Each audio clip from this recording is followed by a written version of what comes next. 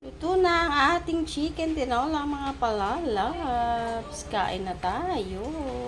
Palalab, luto tayo ng tinola. Yung gilisa na natin yung ating manok sa sibuyas, bawang, luya. At syempre ang pampabango lemongrass. Mas masarap po ang paghigop natin ng sabaw pag may lemongrass ang ating tinola. Meron tayong papaya at malunggay pang pa-healthy. Ayan, nilagay na natin yung ating papaya. So, lutuin muna natin yan mga palalabs.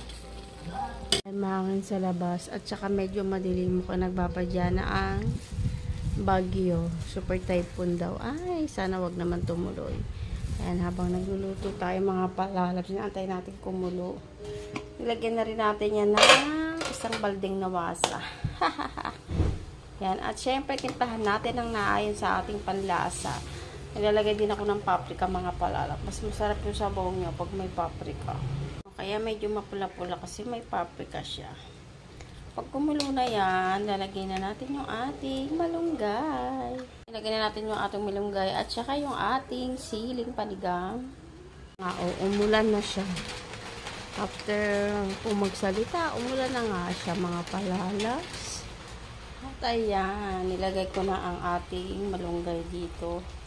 Pakuluin lang natin yan mga palalabs. At kain na tayo. Luto na ang ating chicken tinola mga palalabs. Kain na tayo. Napakasarap ng sabaw dahil maulan.